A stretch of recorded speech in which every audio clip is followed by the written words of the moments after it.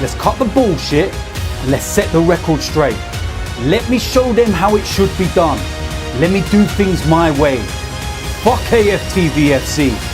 You have no idea what you have started.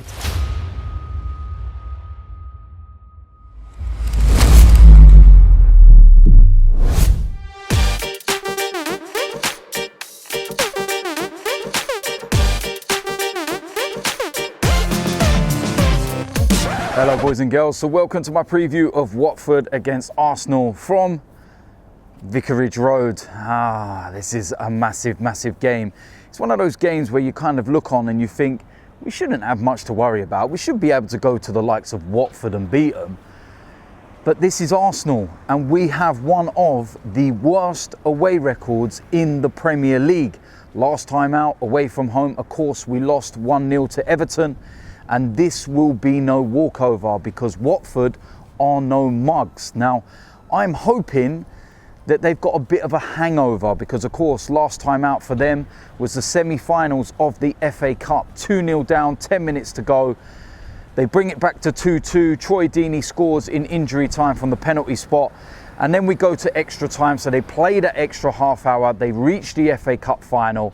And I'm hoping that some of them are already on holiday. In terms of where they're finishing in the Premier League, they do still have something to play for in a sense that they could get a European place. And for, Watford, that would be absolutely massive. But their heads may be in the FA Cup. There's a few players that I know from Watford, Adrian Mariappa, Troy Deeney, they won't let that happen. So they're going to be fired up for this. And if we're not right, we're going to get beat in this game. Now, in the race for the top four, things are like a yo-yo. It really is that simple. Currently, Spurs sit in third place. Chelsea sit in fourth place. Manchester United are in fifth.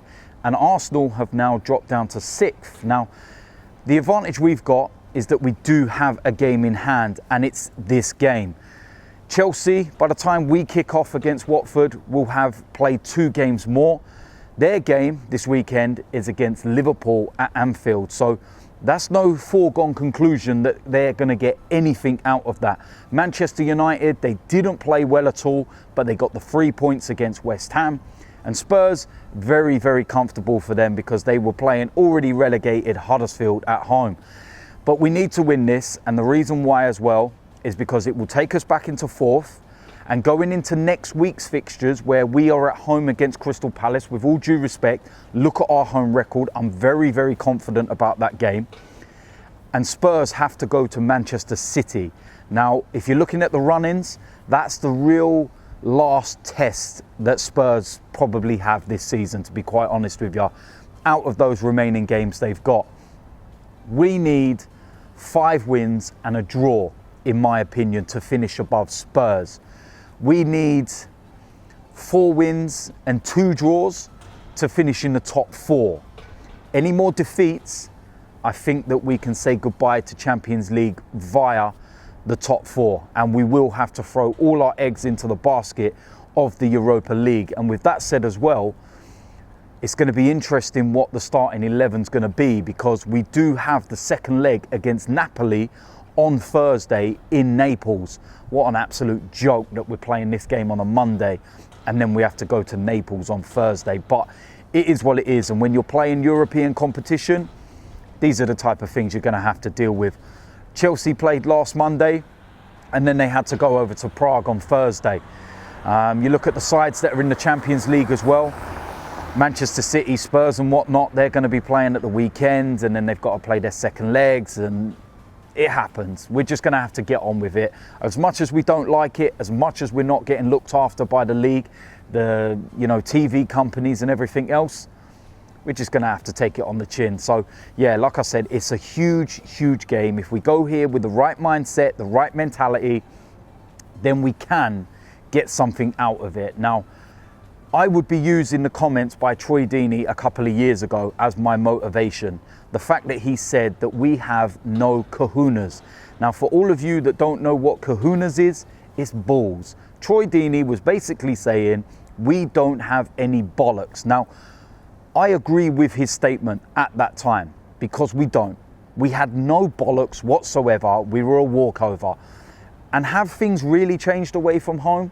Not a lot, because there's so many of the old players under the Wenger era still here, and there's just a weak, spineless mentality. We have some huge games away from home left. This one, Leicester, Wolves, Burnley. We're going to need some of these boys to turn into men, and we're going to need them to stand up and be counted and sort this away record out, because it's an absolute farce. Another statistic that I'll give you is that Arsenal are the only team in the Premier League to have not kept a clean sheet away from home this season. Even Fulham and Huddersfield have kept a clean sheet away from home, and they are both relegated. Absolute shambles, and for a club the size of Arsenal, it's just not on. So listen, it's going to be interesting. I'm looking forward to it, and the starting 11 is what's going to be key for this one. So with that said, I'm going to get into the predicted lineup. Starting off in goal, Leno. Very, very straightforward decision. I don't really need to say much more about this. He is our first choice goalkeeper. Like it or not, Cech is our Europa League goalkeeper. And Leno's been superb. He's one of the best goalkeepers in the Premier League. His performances justify, me saying that. It's really that simple. Leno in goal. Going to move into the defence, and this is, of course, where it's going to be interesting, because Sokratis is suspended for 2 games after picking up his 10th yellow card against Everton. So first of all, I'm going to go with the captain, that's Koscielny. Now, he has been absolutely superb in recent weeks. What can I say about this guy? An absolute leader, a warrior, and he needs to be exactly the same for this game.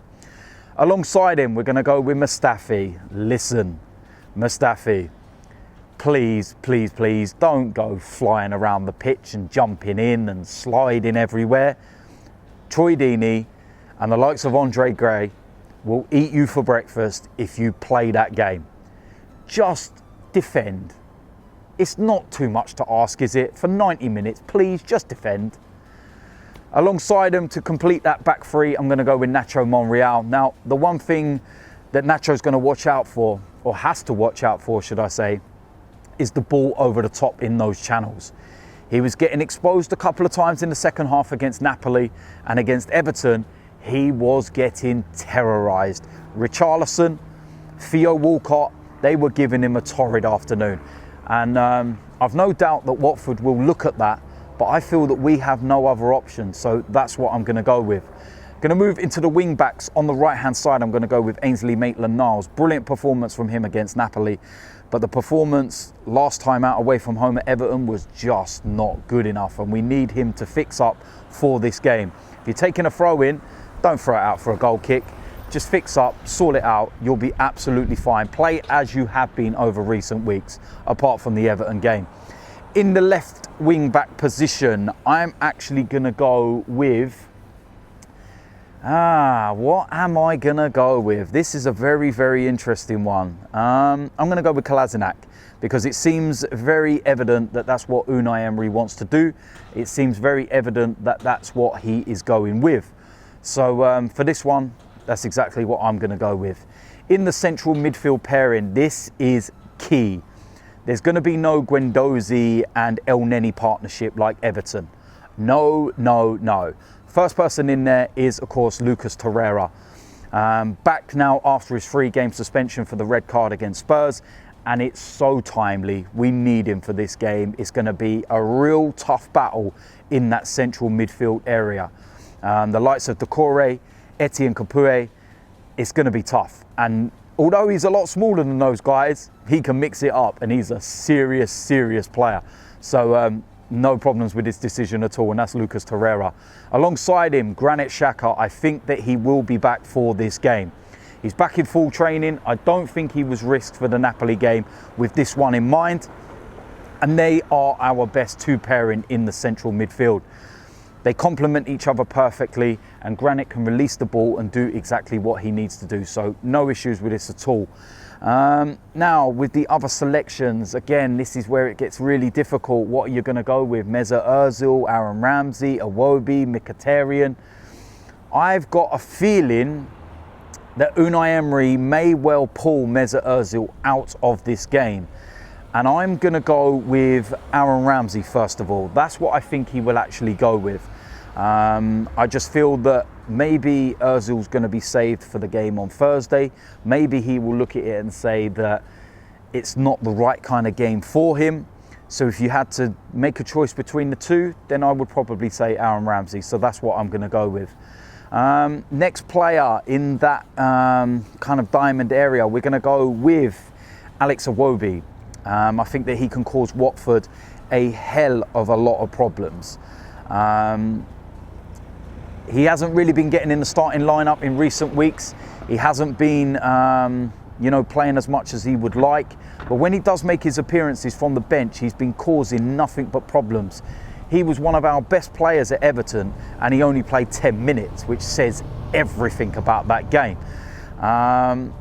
But yeah, it's a toss-up between him and Mkhitaryan. Maybe Mkhitaryan with the experience, but I just feel for this one, Alex Iwobi could be important. And of course, we will have quite a stocked substitutes bench, so I'm not worried about that one, and I'm going to go with Alex Iwobi. Up front, as the main striker, I'm going to go with Pierre-Emerick Aubameyang. Now, he's not played a lot of football in recent weeks. There was a couple of substitute appearances because he wasn't well and he was on antibiotics. Now, he played the game against Napoli, but I feel he's got a lot more left in him.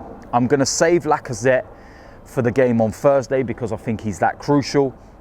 And I'm going to use Aubameyang up front and use his pace to try and push Watford back the other way.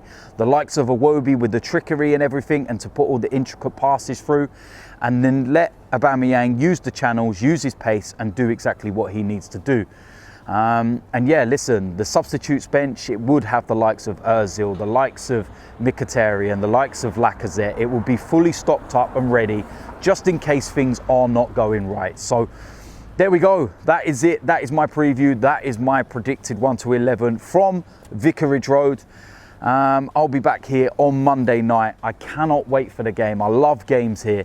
Now, there'll be a match day vlog after the game, and you want to keep an eye out for that one because it's going to be a very special one. I'm not letting too much on at the moment, but I'm looking forward to it big time. There will be a player ratings the following day, and then we will get into the small matter of a second leg against Napoli. So listen, Arsenal, they need to come away from home. They need to stand up and be counted. We will find out Monday night whether they do or not. So until the match day vlog, I'll see you lot soon. I'm out of here.